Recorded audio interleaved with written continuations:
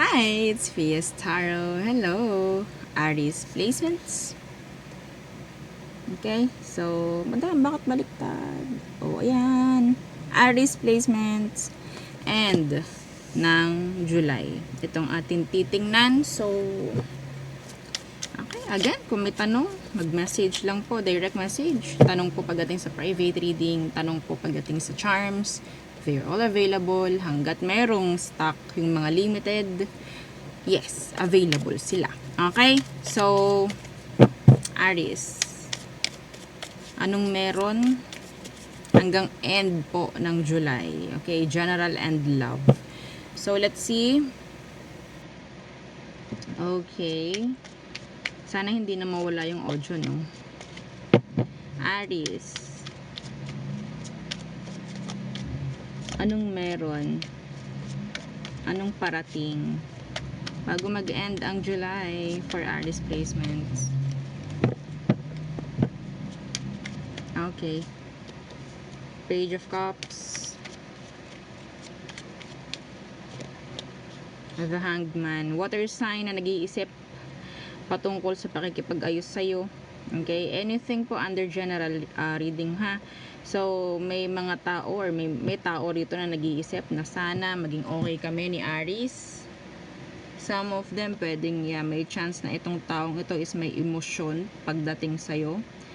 Okay? Nag-iisip, nagpaplano itong taong to na magsabi bago po mag-end ang month ng July. Could be younger. Water signs, Cancer, Scorpio, Pisces. Two of Pentacles in the reverse. And the Two of Wands. Meron na pong maibibigay na resulta. I'm hearing visa. Okay? I'm hearing mga certificate. Yeah. Okay, so mga specific po yun ha. Kung meron po kayong mga hinihintay, I think pwede pong maibigay bago po mag-end ang July. Okay? So, mga madali ang reading lang, mga specific, hanggat maaari, mas maganda eh. Oo. Anyway, what else for Aries placements? Bago mag-end ang July po. Okay, an offer. Some of you, this could be a new love interest or a new love offer coming in bago mag-end ang July. Some of you, meron kang i-reject na water sign or earth sign. Okay. The Seven of Swords. Somebody's into you, like secretly. I don't know why secret. Okay. Some of you may chance na magsabi na or mag-reach out. There's this person na sabihin nating sneaky or nag-i-stalk yung energy niya. Yeah, this could be a person from your past. Okay? So, I don't know kung anong meron, kung anong action ang gagawin niya bago mag-end ang July. Let's see. Anong action niya? Bumalik, makipagbalikan, judgment. Okay? Pero, we have here the Knight of Swords in reverse. This is, sabihin nating, yung energy niya is inconsistent. So, again, be careful. Okay? Just be careful. Yan, may pagbabalik dito. May makikipagbalikan sa inyo. Mga Aries. Pwedeng Scorpio, water sign, air. Okay? So, ngayon pa lang, kung sino man ito, meron pong mga manunumbalik ha. This is sabihin nating naapektuhan yung iba sa inyo ng Mercury retrograde. Okay? May mga bumabalik, may mga taong makakasira, no, ng mga kung anumang mga pinagfo-focusan nyo sa ngayon. Magkokos ng delays, magkokos ng tawag dyan, mga pag-postpone, no, sa mga bagay-bagay dahil lang sa mga to. Okay?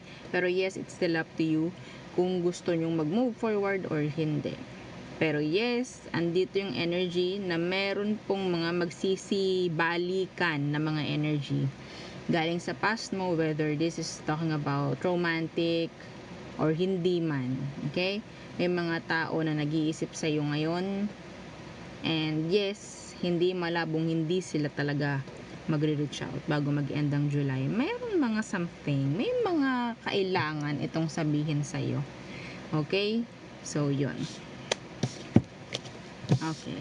So, ano namang meron pagdating sa love? The person on your mind, Aries, let's see. The person on Aries' mind. Again, don't forget to like, share, and subscribe. Thank you. Okay. So, Aries placements.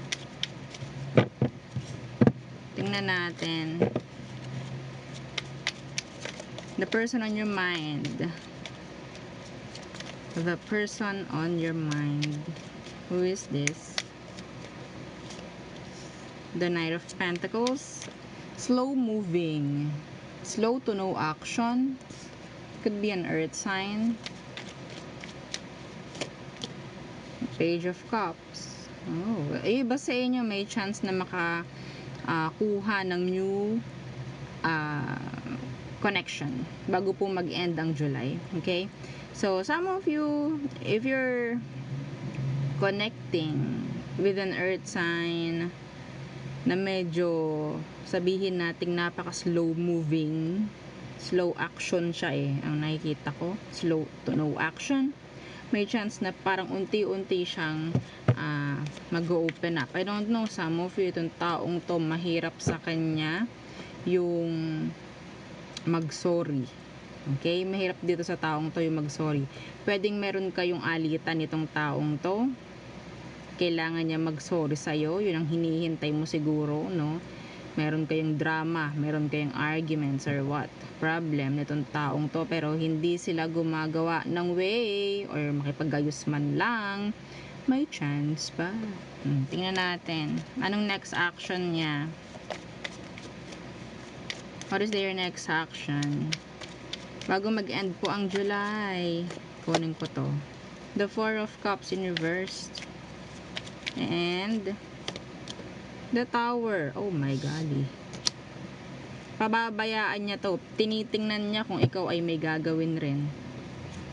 So, may chance po na walang mangyaring pagkakaayos. Okay? Hindi malabo talaga ang gumuho, no, kung ano man ang meron sa inyo nitong taong to. Kasi wala pong nakilos Wala pong nakilos. It's like, pababayaan ko to. Yaan ko yan. Parang ganyan.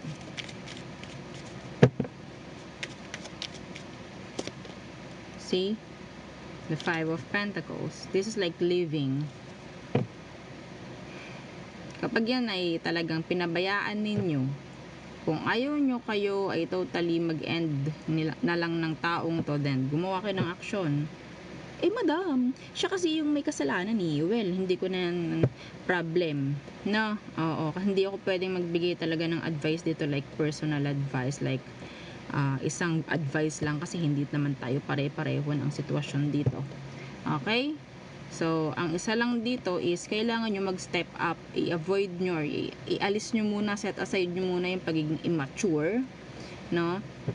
Masabi nating, yes, nandyan yung love mo, nandyan pa rin yung kagustuhan mo. Kaso nga lang, hindi naman ikaw ang gumawa ng mali, hindi naman ikaw yung kailangan makipag-ayos. Yun lang. No, yun lang. Wala tayong magagawa dito. Hindi na action ito Itong taong to na kukuha natin, wala siyang gagawin. Better luck next reading. Titingnan natin kung anong meron, kung makukuha ulit natin itong energy na to. No, so ngayon July, hindi malayo na magkaroon ng separation yung iba sa inyo. Hindi malayo. Okay? So, what else? Aries. The person on your mind, who is this? Person on Aries' mind. If the person on your mind, Aries, who is this? The Queen of Swords in reversed. Okay. The Ace of Swords in the reverse. Okay. So, I think itong taong to nakagawa ng hindi tama. may mga tinatago. Some of them, this is specific, meron silang mga tinatakbuhan or may mga kinakaharap na mga kaso. Ha? Hindi po iyon para sa lahat, pero yes, I'm getting that energy from these people. Okay, from this person. Okay?